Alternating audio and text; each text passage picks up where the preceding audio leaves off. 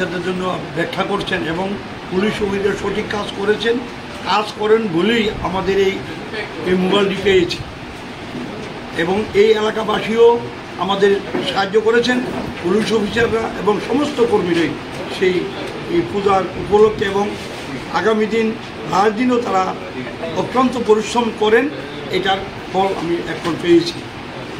আমাদের পূর্ব থানার অন্তর্গত মহারাজগঞ্জ বাজার আউটপোস্টে বিভিন্ন সময়ে বিভিন্ন মোবাইল হারিয়ে যাওয়ার আমাদের এখানে জিডি এন্ট্রি করে বা চুরি হয়, মোবাইলের এ ব্যাপারে আমাদের কাছে খবর দেওয়া হয়।